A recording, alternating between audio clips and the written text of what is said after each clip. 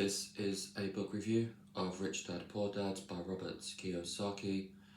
When I first read this book a number of years ago, about 4 years ago, was at the time somewhat of a revelation, was quite taken back by the simplicity but the profundity, the importance of understanding the difference between an asset and a liability. The key takeaway from this book, I think, is the difference between an asset and a liability. An asset is something that ultimately puts money into your pocket, and a liability is something that takes money out of your pocket. This book, as you can tell by the front cover, is all about teaching the readers what Robert Kiyosaki thinks what rich kids understand and what they get from their parents. And that is, the best way to build wealth is not necessarily to make yourself employable or to make yourself an employee, but to make yourself an employer, somebody who starts businesses, somebody who owns businesses, somebody who comes up with their own ideas, and instead of working for money, they make money work for them. So the big takeaway is that, according to Robert Kiyosaki, the way to build wealth during the course of a lifetime is to accumulate assets. So these could be buying businesses, acquiring shares in businesses by buying stocks, for example, investing in stocks. Could be writing a book, could be producing videos, content, perhaps for YouTube or some other online medium.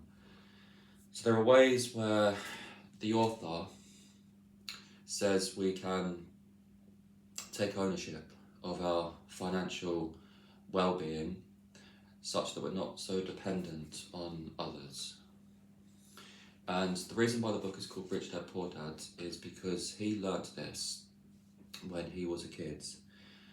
He tells the story in the first chapter of how his real dad, his biological dad, was a very highly educated man, was a teacher. And although he was very smart and very booky, he wasn't very good with money and was often in debt, struggling, worried about his bills. And he had a friend, Robert Kiyosaki had a friend called Mike, and at the age of 9, he began to work for Mike's dad. Mike's dad dropped out of high school, so he wasn't particularly educated from the academic point of view. He didn't really have many qualifications, but he was quite street smart. And Mike's dad owned a number of restaurants, a number of grocery stores, and began to teach Robert about how really it's about attitude and about mentality, and understanding that most people are dominated, are controlled by money. They let it move them through life, move them around, constantly have them in a state of fear and worry, such that they don't take risks and they don't really live the life they want to live because they're so scared to take chances. And at the other end of the spectrum, people can be very greedy.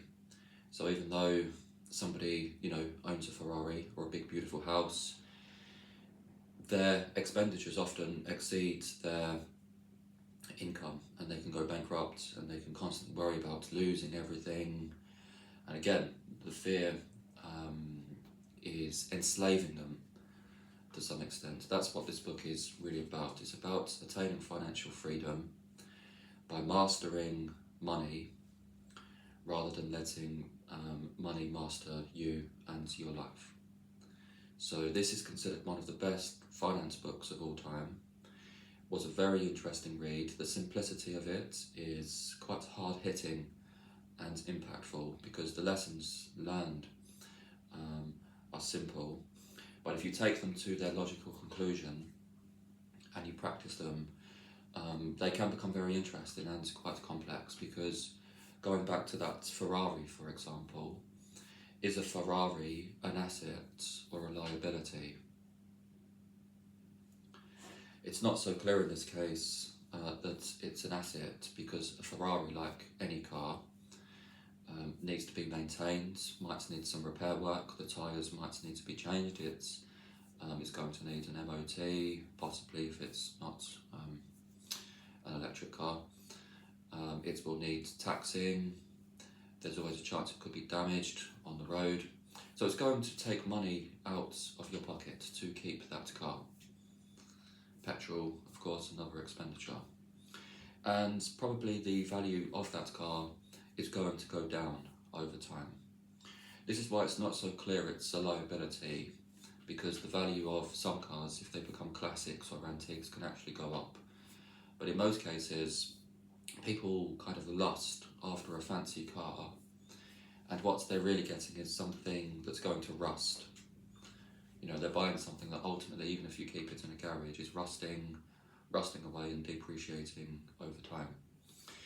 And this book was quite controversial when it came out, because Robert Kiyosaki claims in this book that one's house, one's home, is also a liability.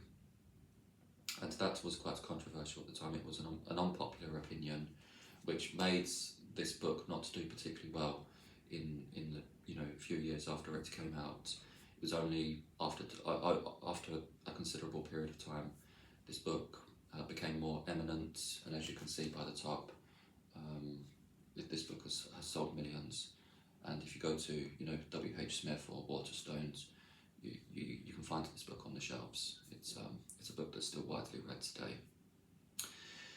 But the car being an asset or a liability, that simple dichotomy, that simple difference can apply to so many things in life, because how many people waste an incredible amount of money because they want the latest shiny mobile phone, the latest iPhone. iPhone is an incredible product, but people almost seem to want to get a new one every year. And do they really need that iPhone? Could they not use their current phone for another few years and wait before buying a new one? Is that really going to give them advantages? Is it going to provide utility? Is it going to be useful and helpful in helping them complete their everyday tasks and in making them more productive, increasing their performance in their job? These are the questions this book will help you to think about, the difference between an asset and a liability. This is an excellent book. This would get an 8 out of 10 from me. My only criticism of it would be useful if it possibly had more stories, more anecdotes to illustrate some of the key points that he makes. And he's written a number of principles which can be followed, and lots of diagrams. Because his dad was a teacher, this book almost reads like a textbook. Explanations are very simple, key information included as well, some of the key points, statistics and facts to back up his main points. So an excellent book. Do check it out. Thank you.